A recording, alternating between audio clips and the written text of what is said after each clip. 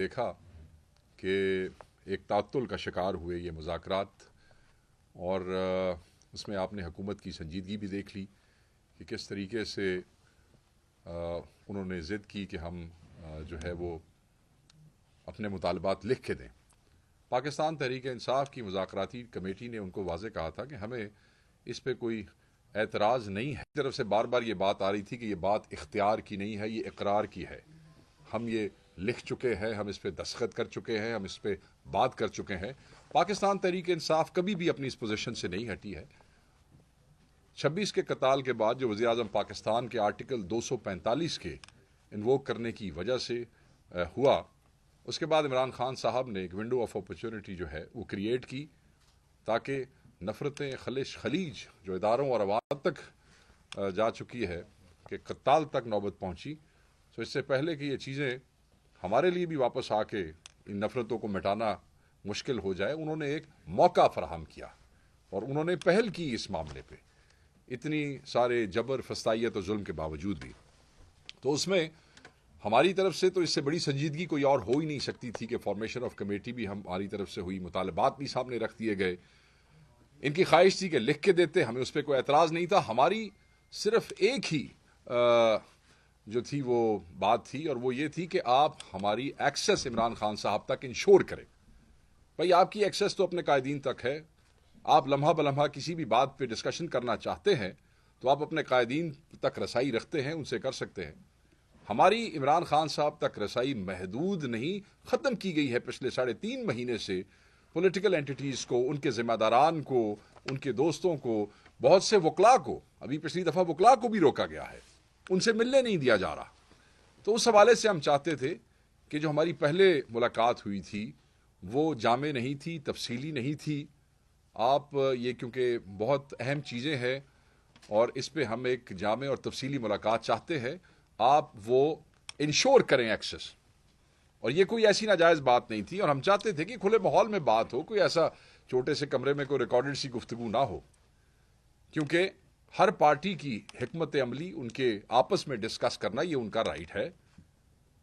आप जिरगों में भी जाते हैं तो जब दो पार्टियां आमने सामने होती हैं तो कई दफ़ा आप एक पार्टी को कहते हैं कि यार आप आपस में डिस्कशन कर लें और उसके बाद आके हमसे बात कर लें। वो ये नहीं होता कि तुमने जो डिस्कशन करनी है यही हमारे सामने बैठ के ही करो, हम इसको रिकॉर्ड भी करेंगे और यहीं पे हम तुमसे बात करेंगे। सो मैं ये समझता हूं कि वो भी एक फंडामेंटल राइट है जो कि रोका गया है, और उस पर एक तात्तुल आया जिसको दोबारा इमरान खान साहब ने ये कह के कि ठीक है आप वो मुतालबात, हालांकि कमेटी को एक्सेस नहीं दी गई, मुलाकात नहीं करवाई गई, इसके बावजूद जो है खान साहब ने संजीदगी का जो इजहार किया है, उन्होंने कह दिया कि आप ये लिख के दे दें, और वो जो मुतालबात हैं वो जो तीसरी नशिस्त होगी उसमें लिख के दिए जाएंगे। और आपने ये भी, आपके इल्म में होगा कि खान साहब ने बड़ा वाज़ेह कर दिया है कि तीसरी नशिस्त में आपको जुडिशल कमीशन जो है वो फॉर्म करना पड़ेगा। तीसरी नशिस्त में आपको जुडिशल कमीशन फॉर्म करना पड़ेगा, क्योंकि अगर वो आप नहीं करेंगे तो हम अभी तक की गैर संजीदगी जो है उसको हम ये समझेंगे कि वो एक कदम आगे आप बहुत ही गैर संजीदा है और शायद ये पेशरफ्त कोई पेशरफ्त नहीं है।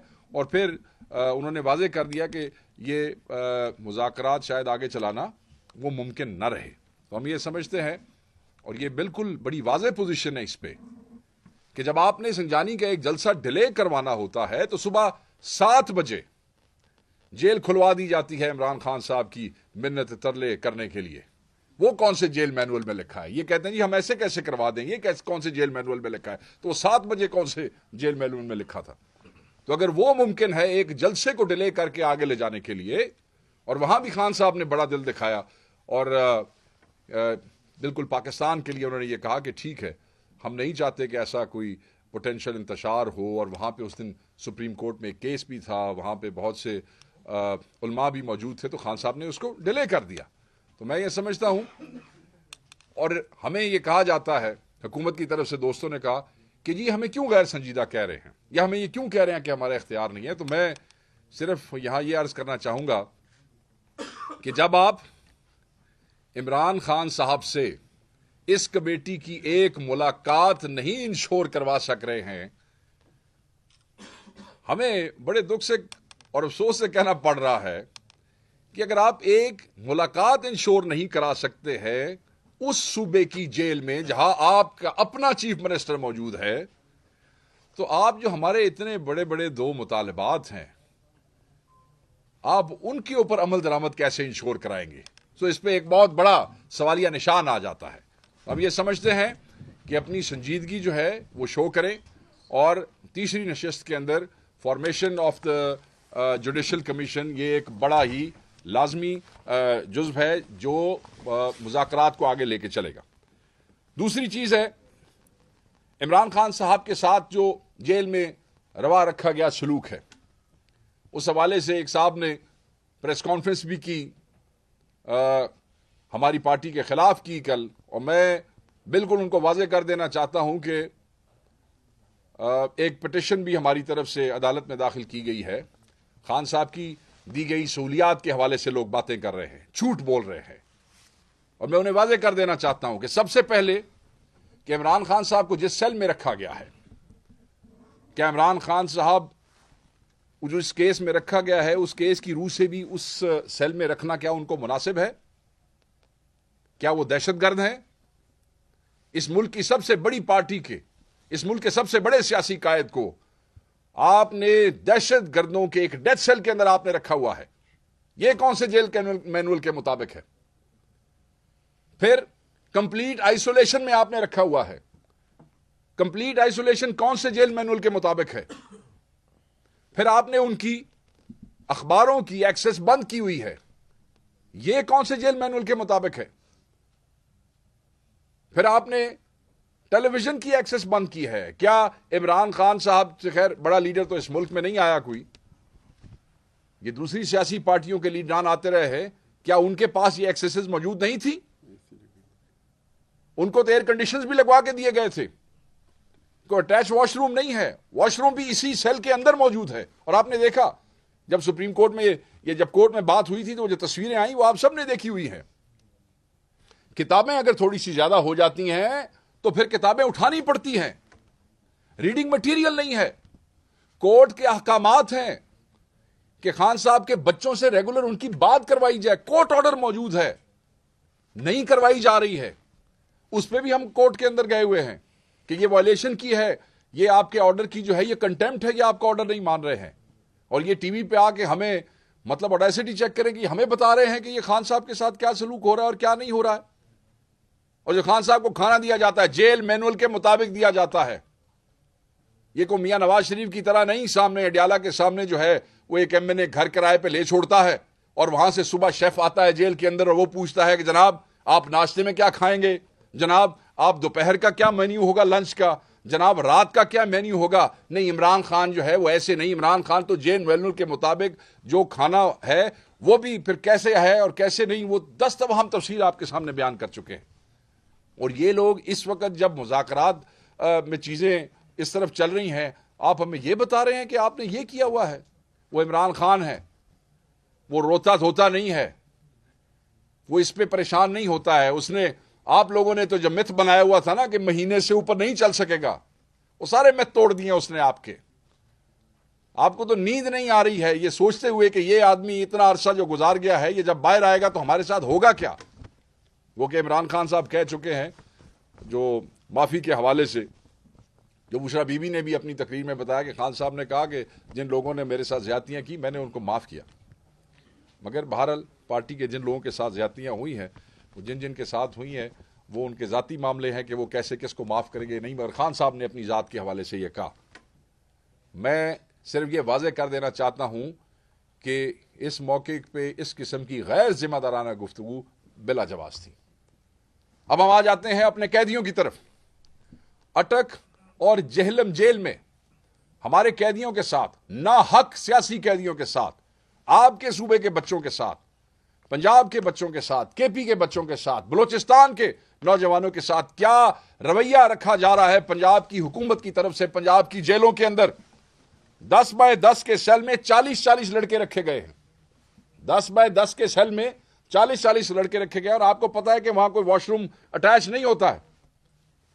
जो बरामदे की कैपेसिटी है वो 30 से 35 लोगों की है।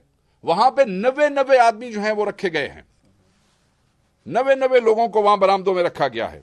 जेल मैनुअल के मुताबिक सुबह 6 बजे से लेकर शाम 6 बजे तक आपने उन कैदियों को बाहर रखना है, नहीं निकाला जा रहा। ये कौन से जेल मैनुअल के मुताबिक है? सूरज नहीं देखते वो। सूरज वो तब देखते हैं जब आप उन्हें पेशी के ऊपर लेके आते हैं इस्लामाबाद अदालत में, वैन में। और वैन का भी सुन लें आप, 15 आदमियों की गुंजाइश वाली वैन में 50 आदमी, और पूरा दिन उनको घुमाते रहते हैं। गर्मी, धूप, ठंड, बारिश, वॉशरूम, रफा हाजत नहीं, कुछ नहीं, कहीं नहीं जा सकते आप। यार वो इंसान है क्या? कैदियों के ना हक कैद हैं, सियासी कैदी हैं। ये तो जो आपने बड़े बड़े दहशतगर्द या बड़े बड़े मुजरिम रखे हैं, उनको भी कानून और आईन ने हकूक दिए हैं, उनके भी कैदियों के हकूक हैं। और यहां इन बच्चों को सिर्फ आपने एहतजाज की मद में जो आप एक जुल्म कर रहे हैं इन बच्चों के साथ, पंजाब हुकूमत को कोई शर्म महसूस नहीं होती कि इनके जेल खाना जात का महकमा क्या जुल्म कर रहा है? वजीर आला रोज जो है वो बच्चों को लेक्चर देती नजर आती हैं। क्या उन्हें नजर नहीं आ रहा कि उनके सूबे के अंदर इस मुल्क के बच्चों के साथ क्या रवैया रखा जा रहा है? ये दुश्मन बना रहे हो अपने तुम लोग, ये नफरतें पैदा कर रहे हो। ये बच्चे जब इन जेलों में से निकलेंगे, वो कभी तुम्हारे लिए कोई नफरत के अलावा कोई और जज्बा लेके वहां से नहीं निकलेंगे। ये तुम लोग हो जो नफरतें बो रहे हो इन बच्चों के दिलों के अंदर। ये कोई इंसानियत नहीं है। और दूसरी तरफ खाना जो इन्हें दिया जाता है, गंदा गलीस, मतलब है कोई इंसानों के खाने वाला खाना नहीं है। बच्चे कंप्लेन करते हैं जिस वक्त वो आते हैं, और मेजॉरिटी बच्चे बीमार हो चुके हैं। मेडिकल ट्रीटमेंट नहीं दिया जा रहा है उनको, ट्रीटमेंट उनको नहीं दिया जा रहा है। बीमार आते हैं गाड़ियों में, डॉक्टर की एक्सेस की इजाजत नहीं देते हैं। क्यों भाई? क्या उन्होंने गुनाह किया है ऐसा? क्यों ये जुल्म कर रहे हो अपने पाकिस्तानियों पे? क्यों जुल्म कर रहे हो अपने बच्चों के ऊपर? इसी बीमारी की हालत में वो बेचारे पेशियां भुगतते हैं और बीमारी यहां से वापस चले जाते हैं। और यहां से याद आया कि इमरान खान साहब को भी डॉक्टर, पर्सनल डॉक्टर की एक्सेस नहीं देते हैं। नहीं यकीन हमें तुम्हारे डॉक्टर्स के ऊपर जो तुम्हारी मर्जी की रिपोर्टें लिखते हैं। और इसके लिए भी हम कोर्ट गए कि उनका अपना जाती मौलिद जो है वो इसमें सामने आना चाहिए। अब ये बड़ा अहम था कि ये आपको पता चले कि अटक में और जेलों में क्या हो रहा है हमारे बच्चों के साथ। बुशरा बीबी के हवाले से एक मुनज़्ज़म तौर पे खानदान, जो इमरान खान साहब का फैमिली खानदान है, पूरे खानदान के खिलाफ एक जो है एक मुनज़्ज़म कैंपेन चलाई जा रही है। पता नहीं ये इसमें से क्या निकालना चाहते हैं। कभी कहते हैं कि कोई बैकडोर राब्ते हो रहे हैं, कभी कहते हैं मुदाखलत हो रही है, कभी कहते हैं क्या हो रहा है। ओ यार कोई काम करो, जाके कोई काम ढूंढो अपने लिए।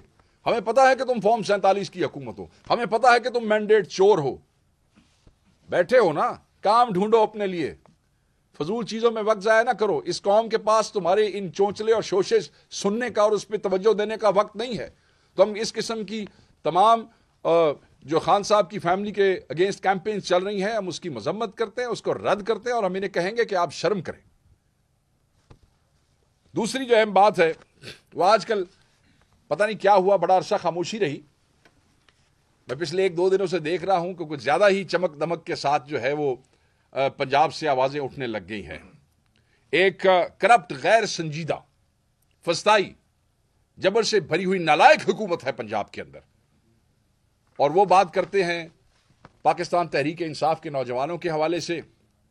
वो कहते हैं कि आग नहीं लगानी, ये नहीं करना। मैं आपको ये बता दूं कि हमारे बच्चे, पाकिस्तान के नौजवान, तहरीक इंसाफ के नौजवान, ये पुरअमन सियासी वर्कर हैं। इनका कोई ताल्लुक नहीं है किसी तोड़ फोड़ से और किसी चीज को आग लगाने से। गुमराह मत करें आप लोगों को, क्योंकि लोग गुमराह होंगे नहीं आपसे। लोग आपकी बातों पे यकीन नहीं करते हैं। और याद रखिएगा, इनकी साजिश है। ये जो बार बार कहते हैं ना, दूर रहो, सियासत से दूर रहो, इस चीज से दूर रहो।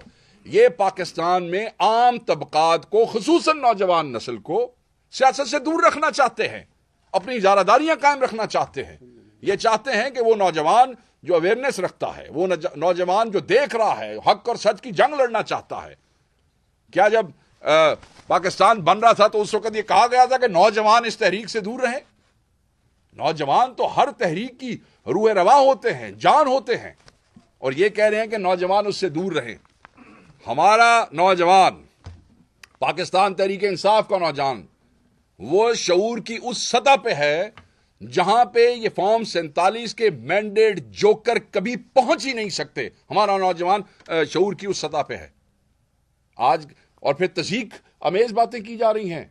जो नाहक सियासी कैदी हैं हमारे बच्चे जेलों में, उनका मजाक उड़ाया जा रहा है लाहौर की सरकारी तकरीबात में वजीर आला की तरफ से।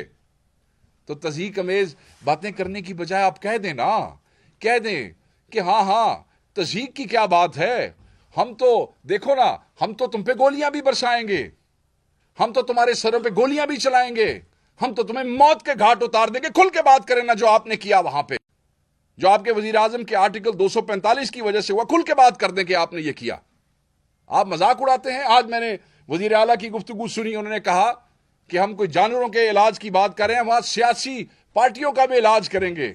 कुछ गुफ्तगू करने से पहले बंदा यह सोच लेता है, कम से कम बेशक फॉर्म 47 और मैंडेट चोरी से ही आप इस ओहदे पे बैठे हैं, कि उस ओहदे के शान शान गुफ्तगू क्या है। आप सियासी वर्करों को थ्रेट कर रहे हैं। क्या आपने आगे कम किया है? आप हमारे सियासी वर्करों का इलाज करना चाहते हैं तो जो उनके घरों में छापे मार के बगैर वारंट्स के उनके चादर और चार दीवारी के तकद्दुस को पामाल करते हैं, अभी आप उसको इलाज नहीं कहते हैं? क्या जो लोगों के को बच्चियां उठा लेते हैं, सियासी लोगों की, एमएनएस की फैमिली के ऊपर हाथ डालते हैं, एमपीएस की, हमारे तंजीम के लोगों की, मेरे ख्याल में शायद ये उसी इलाज की तरफ जो है वो रेफर कर रही थी। लोगों के कारोबार बंद करते हैं, लोगों के घरों में रेड करते हैं तो गाड़ियां तोड़ के चले जाते हैं। ये कौन से कानून और कौन सी आईन के अंदर लिखा है कि आप पाकिस्तानियों की प्रॉपर्टी को जो है वो डैमेज करें? खवातीन के साथ बदतमीजी करते हैं, खवातीन को जो है जाली केसेस के अंदर करते हैं। तो ये इस इलाज की बात कर रही हैं। और सबसे बढ़ के मेरे ख्याल में ये नया इलाज जो आप लोगों ने किया है लोगों का, ये जो गोलियां बरसाते हैं आप लोग उन पे, ये भी शायद आप उसी इलाज की बात कर रही हैं। तो ये वजीर आला जो पाकिस्तान के अवाम को और पंजाब के सियासी वर्कर्स को धमकियां दे रहे हैं कि हम आपका इलाज करेंगे, मैं आपसे ये कहूंगा कि आप इस किस्म की गुफ्तगू से बाज रहें। सियासी लोगों के मुंह से ऐसे पुरतशद्दुद अल्फाज अच्छे नहीं लगते हैं। और जब आप हमारे वर्कर को कहते हैं को एहतजाज के दौरान इस किस्म के काम करता है जो कि वो नहीं करता, उसका किसी तशद्दुद से कोई ताल्लुक नहीं है, तो सबसे पहले आप खुद माफी मांगे।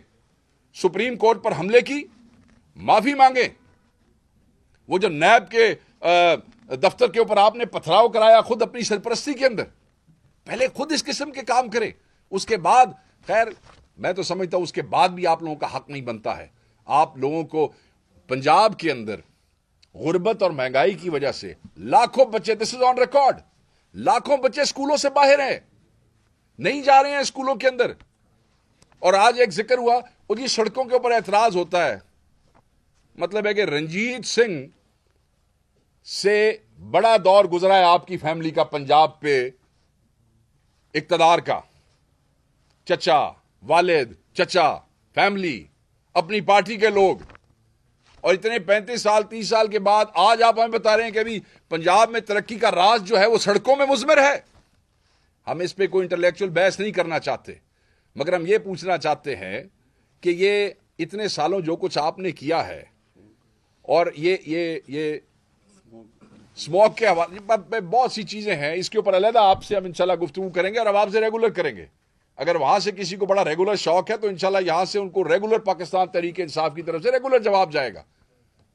ये ना समझे कि आपकी गवर्नेंस हमसे छुपी हुई है, ये ना समझे कि पंजाब में जो करप्शन हो रही है और फस्तायत हो रही है, इसे गवर्नेंस कहते हैं कि पुलिस से बदमाशी करवाई जाए, पुलिस से लोगों के कारोबार बंद करवाए जाए, पुलिस से सियासी वर्कर को जो है मारपीट करवाई जाए, पुलिस से जाली मुकदमात बनवा के सियासी वर्कर को घुटने टिकवाने की कोशिश की जाए, एंटी करप्शन के डिपार्टमेंट इस्तेमाल किए जाएं ताकि लोग अपनी वफादारियां तब्दील कर सकें।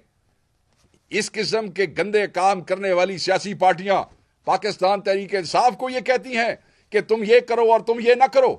मैं समझता हूं कि ऐसी सियासी पार्टियां जो इस फस्ताई हुकूमत का हिस्सा है, जो खुद फस्ताई हुकूमत है, उनका मुंह ही नहीं है पाकिस्तान की सबसे बड़ी सियासी पार्टी को किसी भी किस्म का ताना देने का। तो मैं ये समझता था कि ये चीज़ें बड़ी अहम है, ये ज़रूरी है, हम इनकी मजम्मत भी करते हैं, इनका जवाब भी देंगे। मुज़ाकराती कमेटी की इमरान खान साहब से मुलाकात बहुत अहम है और वो होनी चाहिए, और वो बेहतर है कि वो तीसरी नशिस्त से पहले हो जाए, और हम हर किस्म के प्रोपेगंडे का जो भी होगा उसका इनको बराबर जवाब मिलेगा। मैं ये समझता हूँ कि इनको अगर जो ये कहते हैं पाकिस्तान तहरीक इंसाफ के हवाले से इलाज वाली बात जो है वो मुझे बार बार याद आ रही है। आप सबको अपने जहनी इलाज की ज़रूरत है, क्योंकि ये जो जहनी पस्ती है ये आपको वहाँ तक ले गई है कि जहाँ आप खड़े हो के पाकिस्तान के अवाम को, उनके बच्चों को आप धमकियाँ दे रहे हैं, तशद्दुद की धमकियाँ दे रहे हैं, और आप समझते हैं कि शायद उनके जहन का इलाज ज़रूरी है। हम समझते हैं कि आपके जहन का इलाज 8 फरवरी को पाकिस्तान की अवाम ने कर दिया था। रहा सहा इलाज जो है वो अपनी खातिर जमा रखिए। जिस वक्त ये चीज़ें सामने खुलेंगी, कुछ अरसा आगे आपको चीज़ें नज़र आएंगी, ये अवाम आपको पाकिस्तान में छुपने की जगह नहीं देगी, और जहाँ आपके कारोबार हैं, जहाँ आपके फैमिलीज़ हैं, आप वहीं जाएंगे उनके पास। सो इसलिए एहतियात करें। Thank you very much ji. एक दो इश्यूज पे बात करेंगे शायद खटक साहब, and then will open the house for the questions. बिस्मिल्लाहिर्रहमानिर्रहीम। शुक्रिया। शेख वकास साहब ने बड़ी तफसीली बात की, लेकिन मैं मुख्तसर बात करूंगा। और सिर्फ आजकल हमारे मीडिया के दो स्पेशली 8 बजे के टॉक शोज में वो बार बार एक सवाल पूछ रहे हैं कि जब से मुज़ाकरात शुरू हुए हैं या मुज़ाकरात में जो हमारे मुतालिबात हैं, तो चूंकि हमारा मेन जो मुतालिबा था या तहरीक इंसाफ का जो 8 फरवरी का इलेक्शन हुआ उसके हवाले से जो हमारे तहफ़्फ़ुज़ात थे मैंडेट चोरी के हवाले से, तो सवाल करते हैं कि क्या मुज़ाकरात में बैठने के बाद आप लोग ये सवाल छोड़ देंगे कि ये मैंडेट चोर है? तो जवाब है बिल्कुल नहीं, ये बिल्कुल मैंडेट चोर है। इन्होंने हमारा और तहरीक इंसाफ और इमरान खान का मैंडेट चुराया। क्या मुज़ाकरात में बैठने के बाद तहरीक इंसाफ ये सवाल करना छोड़ देगी कि गोली क्यों चलाई? तो जवाब बिल्कुल नहीं छोड़ेगी, और ये सवाल हम बार बार करते रहेंगे कि गोली क्यों चलाई। नंबर 3 सवाल करते हैं कि क्या जब से आप मुज़ाकरात में बैठना शुरू हुए हैं तो क्या ये लोग करप्ट नहीं है? तो जवाब ये लोग बिल्कुल करप्ट हैं। इन्होंने बिल्कुल हमारे पाकिस्तानी कौम का पैसा चुराया है। इन्होंने हमारी ही पाकिस्तानी कौम के टैक्स के पैसों के ऊपर लंदन में, मैफर में और अभी दुबई जो लीग्स आई है, इन्होंने हमारे पाकिस्तानी कौम के पैसों के ऊपर महलात बनाए हैं। ये तमाम सवालात आज भी हम इनसे करते रहेंगे। हाँ, मुज़ाकरात मुज़ाकरात के लिए ये क्यों तैयार हुए? बुनियादी सवाल ये है, इसलिए इनको लगता था कि हम मुज़ाकरात की ऑफर करेंगे तहरीक इंसाफ को और तहरीक इंसाफ पीछे हट जाएगी। इमरान खान साहब और तहरीक इंसाफ जो है वो मुज़ाकरात के लिए राजी नहीं होंगे और हम दोबारा मीडिया में शोशा छोड़ देंगे कि जी देखे हम तो मुज़ाकरात चाहते हैं और तहरीक इंसाफ मुज़ाकरात से पीछे जा रही है। अभी इनके जमहूरी और गैर जमहूरी रवैये जो है ये हम कौम के सामने लाएंगे। और ये मरियम नवाज जो बार बार कह रही कि जी मेरे नौजवान, याद रखो मरियम नवाज, आपकी काबिलियत सिर्फ ये है कि आप नवाज शरीफ की बेटी हो। बिलावल भुट्टो की काबिलियत ये है कि वो आसिफ अली जरदारी का बेटा है, लेकिन शायद खटक, मुराद सईद, मीना खान, सुहेल आफरीदी, ऐसे बेशुमार नौजवान, हमारे फारजहान भाई, हम सेल्फ मेड लोग हैं। हम वो बाशऊर नौजवान हैं जिन्हें इमरान खान ने मौका दिया और आज अल्हम्दुलिल्लाह हम पार्लियामेंट के अंदर, आज आप लोगों के सामने, मीडिया के सामने सेल्फ मेड लोग, सेल्फ मेड नौजवान, आज हम मीडिया को, अपने मुल्क को जो हम रिप्रेजेंट कर रहे हैं। आप सिर्फ ये चाहते हैं कि कल को आपका बेटा आए और चीफ मिनिस्टर बने, एक शहबाज शरीफ का बेटा चीफ मिनिस्टर बने, कभी आसिफ अली जरदारी का बेटा चीफ मिनिस्टर और प्राइम मिनिस्टर बने। ये आपका राइट नहीं है। ये मुल्क हमारा है, ये हमारे नौजवानों का है और इंशाअल्लाह ये नौजवान जो है ये आप लोगों का पीछा नहीं छोड़ेंगे।